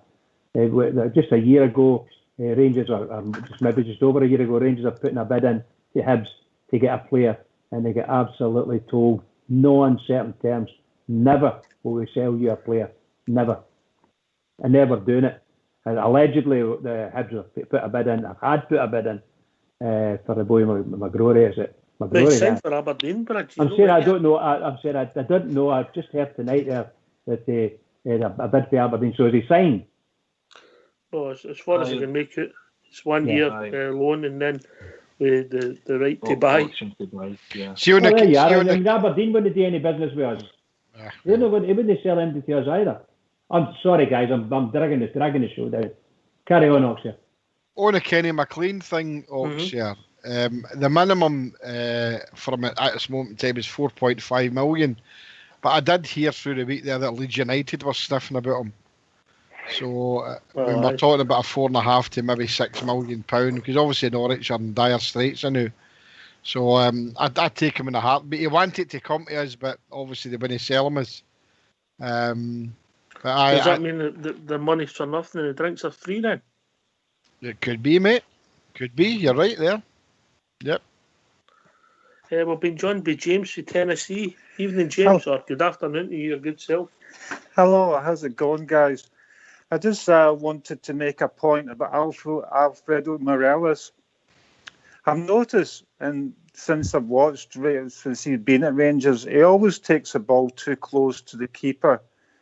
He never goes round the keeper, and he never goes to the left of the keeper, which is strange. And he really needs to improve on that one, because I think he always hits the keeper. And that's what good strikers should be able to go onto the left and hit it with the left. And he never does that. He's always in a rush to finish. He needs to take his time a little bit sometimes. But as I was talking to you, just another point, I was watching Elfsborg yesterday, Swedish team. Seeing Sweden, they've got tons of great players and they're not a lot of money. They're a lot better than some of the players, and the players that shoot all the time. Last year, remember what I was talking about, the Rangers, even if they had 50 shots, they're going to score a goal. Why this tippy-tappy football? Just hit it all the time. Hadji, Aribo, just hit the ball. Barisic, when he's on his right, never hits the ball. How does he not hit? He had a good chance, I think it was the last game, but just in general, I think Gerrard is far too soft as well. Other managers will complain about penalties. He never says a word. He looks as if he's going to cry. To be honest, with him, he might make the same mistakes again, and it'll be another year, and then we'll be talking about him next year. I don't know. Just a few points there I've got. All right, on the Morelos thing, I mean, I will take this to Alex and then JFK. He's not what you would call a natural finisher, but you can't argue with his record. His record is fantastic, but this season and the tail end of the second half of last season, there's definitely been somebody in his ear or something in his head that is just not happy with the situation. But to be honest, I see a change in him in the last couple of weeks. All right, he didn't get many chances yesterday. The service was abysmal to him. But I definitely see a change in his play. For his, maybe this Leo deal's off the table now. And Gerrard said, listen, see if we win the championship this year or even finish second, there's Champions League possibility with us next year. That's possibly what Gerrard said to him. I don't know, but it does seem a different character now in the last couple of games. GFK, he's no like Defoe, is he? If you like, a natural predator, but he's got a lot of qualities to his game, and his record speaks for itself. Oh, his record's second to none at the moment at Ibrox. No, but you're looking for a wee bit more off him sometimes. No. Look, if he's greedy, we all moan, because he sclaffs a shot or exert a bar or whatever. But that's that's the way he plays. He isn't like a Defoe. And he'll not score any goals at all. I can't even remember if he scored any goals at all from outside the box. I might be wrong on that, but I can't know. So that's the type of player. He's a predator. Sometimes you're shouting about him having a shot, and sometimes you're not wanting me to have a shot. But for me, I think he's been turned. I still think that there was things happened that allowed him to be approached, and I think now that Lille went for this 27 million Canadian guy, then they're not interested in him for them. So that ship's sailed for him, and I think it's maybe going a bit down. He didn't look happy coming off the park. I think the reason being is why you substituting me. But generally, his all-round play in the last few games has been good. But we just want to put the ball in the back of the net again, because that's what gives him that big smile that we like to see him with. Aye. But should he have looked happy coming off yesterday then? I don't think he should have done. No, he shouldn't have done. No, you're right. I think people sometimes read into too much of the faces. Bridgeman? No, we moan about him throwing his arms up and making faces and all the rest of it. And then when he comes off the park, if he walked off like a wee sheep or a lamb even, we would be really upset. We expect him to be upset at everything, because that's the way the man is, So if he comes up, if he's moaning and What I don't want him to be doing is giving verbals when he comes off the park. I don't want any of that. Gesticulations are fine. We'll get with George, Logan, and Gareth. Think you, Alfredo, George, and then Gareth. I like Oxal with Alfredo. I think he uses everything. See if he comes off the park and he's gutted and things like that. I would love him to stay Oxley. I think he'll stay. I don't know if he will stay or no. But I still think the wee guys again is everything Ox. I really do. I think if half the guys in the team gear as much as we Alfredo did, we'd maybe get a wee bit further Ox. All right, Gareth. Alfredo Morelos, I think somebody has turned his head, and obviously the thing with Lille and all that was done and dusted, and to be honest, I just want to see Alfredo Morelos just literally knocked in and just get on with the game. And to be honest, I think as well with yesterday's game, when the referee gave him the yellow card, personally, there's nothing wrong there whatsoever, and I think the referees need to start having a look at themselves as well, because they're vendetting this guy straight away every chance they get. So somebody said before about leaving Morelos on and just taking the risk of getting a goal, but the problem we've got there is he'll get a red card, but I think it takes his teammates and the manager to clear him aside and say, right, you're on a yellow card, just keep the discipline sorted. And I honestly think if he gets that done and dusted, he'll score us 30 goals. He'll do what he did before. He's an absolute predator, and as long as nobody else turns his head or whatever, he'll just buckle down and get on with it. And there's nobody else got to come in and score goals like him. So, me personally, that's just my opinion. But right, James, I've got a scouting mission for you this before you come back on the next time. Are you listening? Yeah.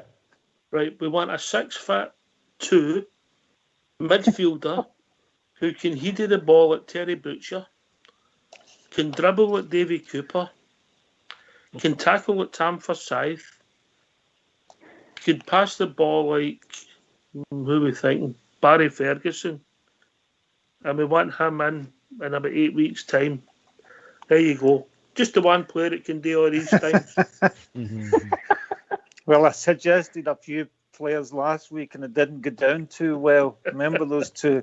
The 5'6" guy. We want the 6'2". He's going to be 6'2". That'll appease Bridge.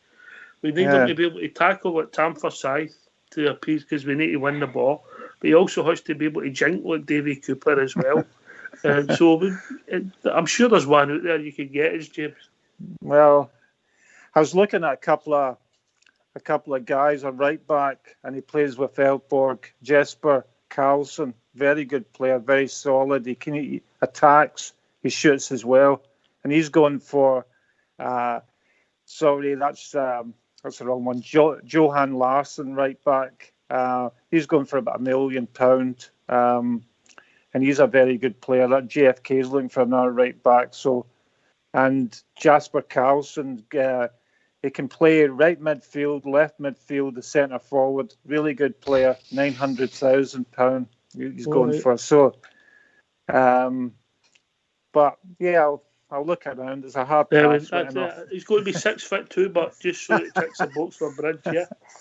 Right, okay. I'll look cheers, James, mate. Speak to you soon, bro. Thank you. Bye now. Cheers, mate. Bye. Bye. Many a true word said in jest, Alex, then JFK. That's a midfield player we're looking for, eh? Listen, guys, I was going to put it to you. Do you think Balogun could do a job in the midfield as that 6'2" ball winner with driving it forward for the midfield? See if Balogun would have been playing yesterday, because obviously he's a wee bit more comfortable on the ball in Edmondson. Now, we don't know how he'd go on that surface. So, but he would have took the ball forward. We saw that at Aberdeen, didn't we? Definitely, I think I love the big guy for what I've seen him. And he's so positive, just taking the ball. He's comfortable with it. I think he would see a pass. He's definitely a go-to-all.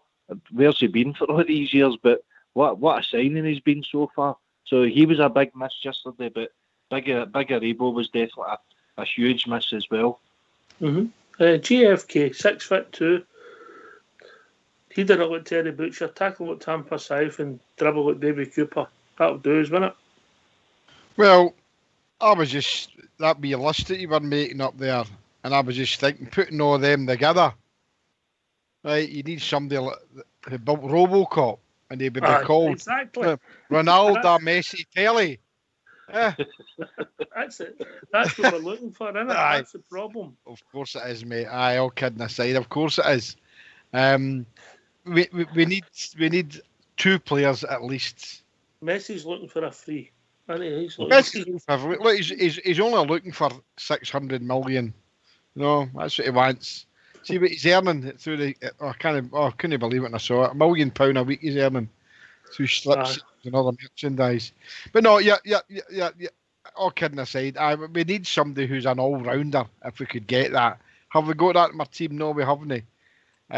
So the gaffer's still looking. Maybe, as you say, letting all these players off the books is going to free up some wages money that we can bring somebody in. Because I don't know if we've got the money now after, even though we're bringing in the European money, the Moran gets paid out. So maybe that money's been accounted for with Roof and Itten and other things that we've done. So we just need to wait and see. Time can only tell. I mean, the team that we've got there now is a good team. We all know that. It's just get them to play as a team at times, and they don't seem to be. They seem to be playing as their individual areas, but they're not knitting together the way they should be. And that's all we're wanting them to do.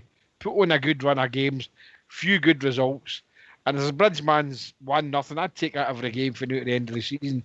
I would have took that. George Logan.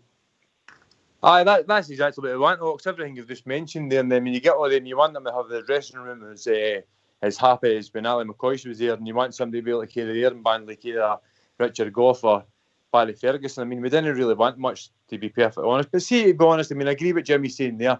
I don't think it's the time for it to say, can we get this guy to play here? That we need, and I'll say if I think we're short a midfielder. They're ahead there right now. If we get a midfielder in there, I think we can be right up there with them, and that's not just bringing a guy in maybe fit. We need somebody to come right into that position.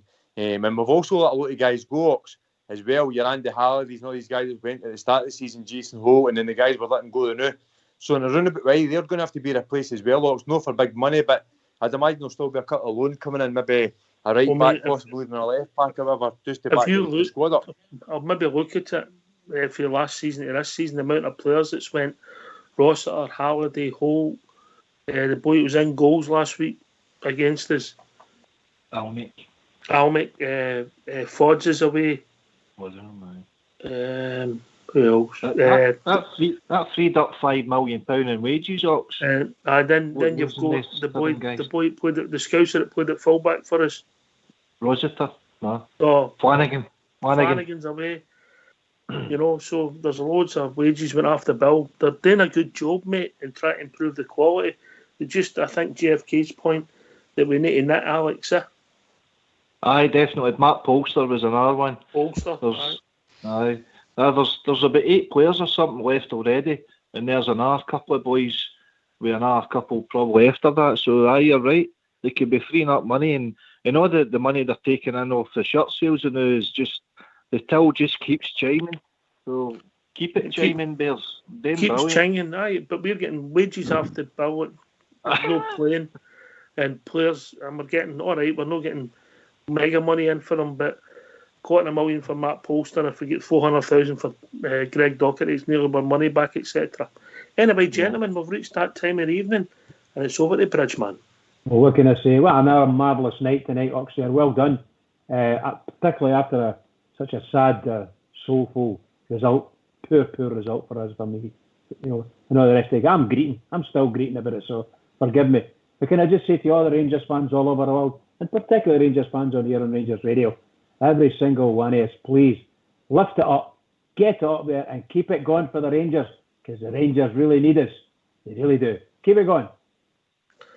Thanks to all the phone callers this evening. I think Lackey's missus stole the show. Thanks to all the boys for calling. Great to hear from you. Thanks to JFK. Cheers, boys. See you later. Cheers, Gareth. Thanks, Alex. Thanks, Dave. Thanks to Blackie and Blue Star. Thanks to James from Tennessee, and always great to hear from Georgie Logan. But thanks to JFK and Bridgeman, and of course Fox for doing the technicals and the executive producing. This has been Rangers Radio. We'll be back tomorrow night. We'll be joined by Stardog. Yes, the one and only Stardog at 8 o'clock. Take it away, Foxy boy.